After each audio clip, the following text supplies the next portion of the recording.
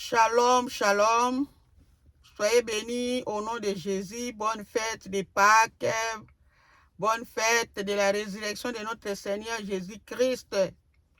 Aujourd'hui, je vais partager aussi un passage qui parle de la résurrection.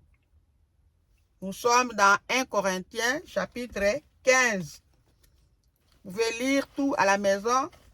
Ici, je commence par lire notre passage clé. C'est au niveau du verset 11 jusqu'au verset 17. Ainsi donc, que ce soit moi, que ce soit eux, voilà ce que nous prêchons, et c'est ce que vous avez cru. Or, si l'on prêche que Christ est ressuscité de mort, comment quelques-uns parmi vous disent-ils qu'il n'y a point de résurrection des morts? S'il n'y a point de résurrection des morts, Christ non plus n'est pas ressuscité. Et si Christ n'est pas ressuscité, notre prédication est vaine. Notre prédication est donc vaine et votre foi aussi est vaine. Il se trouve même que nous sommes des faux témoins à l'égard de Dieu, puisque nous avons témoigné contre Dieu qu'il a ressuscité Christ, tandis qu'il n'aurait pas ressuscité si les morts ne ressuscitent point.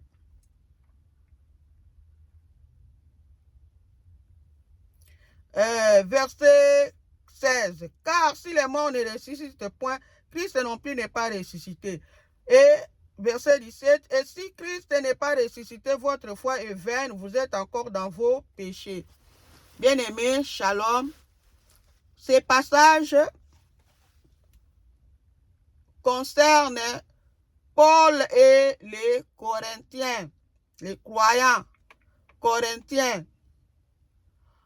Paul leur dit que nous prêchons Christ est ressuscité, au verset 12.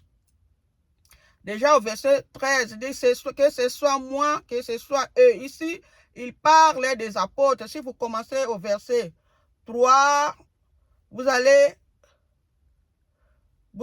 comprendre qu'il s'agit de la résurrection de Christ dont on parle ici. Et on parle des apôtres qui ont vu Jésus-Christ quand il est ressuscité des morts. Et il n'était pas seulement vu par Christ et par des apôtres, il y a eu aussi des frères qui l'ont vu. Nous sommes ici au verset 6.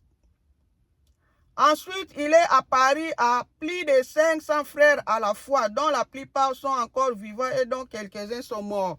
Donc, à l'époque où Paul s'adressait aux Corinthiens, quelques frères qui avaient vu la résurrection, qui avaient vu Christ ressuscité, étaient encore vivants. C'est ce qu'il était en train de témoigner. C'est pourquoi il dit que ce soit les apôtres, ceux qui ont vu Christ ressuscité, et lui, Paul, il prêche la résurrection de Christ.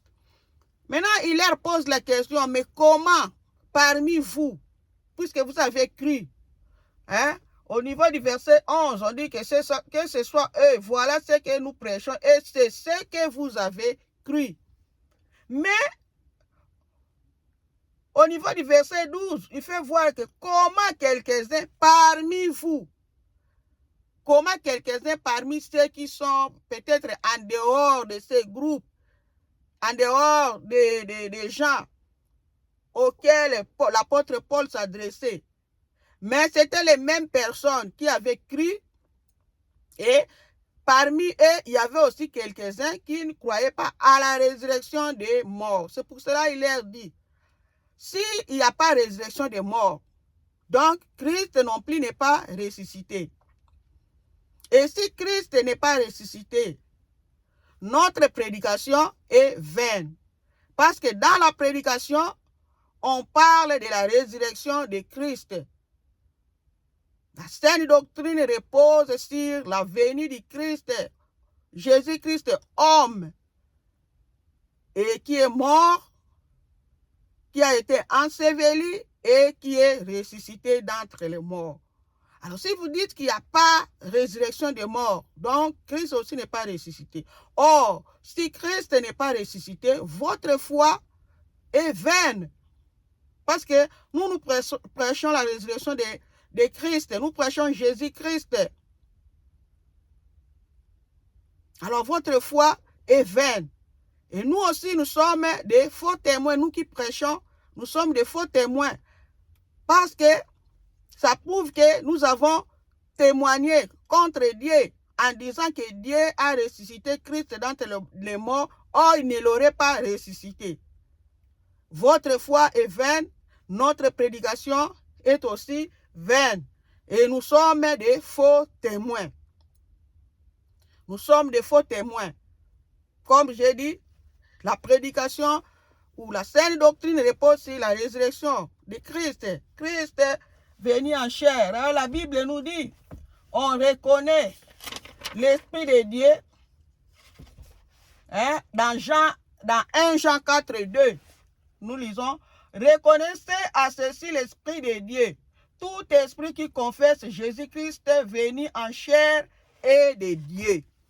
Et tout esprit qui reconnaît ou qui confesse que Jésus-Christ est venu en chair, c'est cet esprit qui est de Dieu.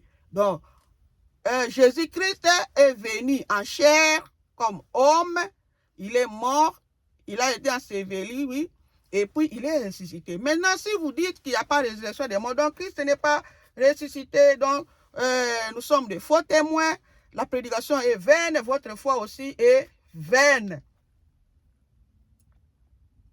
Le verset 17 dit, et si Christ n'est pas ressuscité, votre foi est vaine, vous êtes encore dans vos péchés. Donc cela prouve que vous êtes encore dans vos péchés, vous qui écoutez la prédication de la résurrection. Mais par contre, qui dites qu'il n'y a pas de résurrection des morts, donc cela veut dire que Christ n'est pas ressuscité. Et si Christ n'est pas ressuscité, vous êtes encore dans vos péchés. Parce que c'est Jésus-Christ qui est venu ôter les péchés du monde, comme Jean-Baptiste l'avait présenté. Voici l'agneau de Dieu qui ôte les péchés du monde. Jésus-Christ est venu accorder le pardon des péchés. Alors si vous dites qu'il n'y a pas de résurrection des morts, donc Christ n'est pas ressuscité et vous êtes encore dans vos péchés, donc il n'y a pas de pardon des péchés, on ne peut pas parler de pardon des péchés. Nous allons lire encore le verset 18. Et par conséquent aussi, ceux qui sont morts en Christ sont perdus. 19. Si c'est dans cette vie seulement que nous espérons en Christ, nous sommes les plus malheureux de tous les hommes. Donc, Paul dit que si c'est seulement comme ça que nous espérons, dans ces conditions, donc nous sommes les plus malheureux parce que nous croyons en Christ, nous croyons à la résurrection de Christ, nous croyons aussi à la résurrection des morts. Mais si vous dites qu'il n'y a pas de résurrection des morts, donc Christ n'est pas ressuscité, c'est que nous sommes les plus malheureux de tous les hommes. Et pourquoi? Le verset 18 dit, par conséquent aussi, ceux qui sont morts en Christ sont perdus. Parce que ceux qui sont morts en Christ, ceux qui ont cru en Christ et qui sont morts, ils sont perdus. Si Christ n'est pas ressuscité, alors ils sont perdus. Comme Christ n'est pas ressuscité, donc il n'y a pas de résurrection des morts, donc ceux-là sont perdus. Ils ont cru en vain. Leur foi était vaine pendant qu'ils étaient vivants. Et ceux qui sont vivants, vous qui êtes vivants, votre foi aussi est vaine. Hein? D'après les Écritures, d'après ce que nous lisons ici, c'est que l'apôtre Paul a déclaré. Alors au verset 20, il dit, mais maintenant Christ est ressuscité des morts. Il est les prémices de ceux qui sont morts. Ça, c'est la conclusion. Mais maintenant, il leur dit, Christ est ressuscité. Bien-aimé, Christ est réellement ressuscité des morts. Il est les prémices de ceux qui sont morts. Donc, Christ est le premier-né d'entre les morts. Et quand on dit premier-né, derrière lui, il y a une suite. Derrière lui, il y a des personnes qui vont aussi ressusciter comme Christ. Parce que lui, il est les prémices. Lui, il est le premier-né d'entre les morts. Donc tout ce que nous avons dit là était en conditionnel. C'est-à-dire, si Christ n'est pas ressuscité, voilà, bien aimé, nous sommes dans la joie. Parce que notre Seigneur et Sauveur est ressuscité d'entre les morts. Cela est juste. Mais s'il n'est pas ressuscité, voilà ce qui allait suivre. Si Christ n'était pas ressuscité, notre foi serait vaine. Nous serons des faux témoins en prêchant que Christ est ressuscité d'entre les morts. Notre prédication serait vaine. Nous serions encore dans nos péchés. Parce que c'est en Christ que nous recevons les pardons des péchés. Et nous lisons même dans Colossiens 1, verset 12 à 15, nous dit ceci. Rendez grâce au Père qui vous a rendu capable d'avoir part à l'héritage des saints dans la lumière, qui nous a délivrés de la puissance des ténèbres et nous a transportés dans le royaume du Fils de son amour, en qui nous avons la rédemption, la rémission des péchés, le pardon des péchés. Amen, alléluia. Donc, Christ est effectivement ressuscité. Il est ressuscité d'entre les morts. Donc, notre foi n'est pas vaine. Notre prédication n'est pas vaine. Nous ne sommes pas des faux témoins. Nos péchés sont pardonnés. En lui, nous obtenons le pardon des péchés. Et c'est pourquoi la Bible nous dit dans Jean 1 Jean 1 que si nous confessons nos péchés, il est fidèle et juste pour nous pardonner et nous purifier de toute iniquité. Amen. Donc notre Jésus-Christ, notre Seigneur, est ressuscité d'entre les morts. Il est le premier-né. Le premier-né. Et derrière lui, il y a une suite. Derrière lui, il y a ses frères et ses sœurs. Alléluia.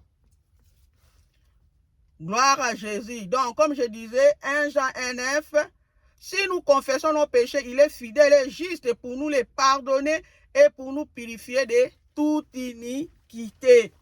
Bien-aimés dans le Seigneur, glorifions notre Dieu pour son amour qu'il a manifesté en nous envoyant Jésus-Christ sur la terre. Le verset 21 nous dit, car puisque la mort est venue par un homme, c'est aussi par un homme qu'est venue la résurrection des morts. Donc la mort est venue par un homme. Quel est cet homme? C'est Adam, notre ancêtre Adam, qui a péché.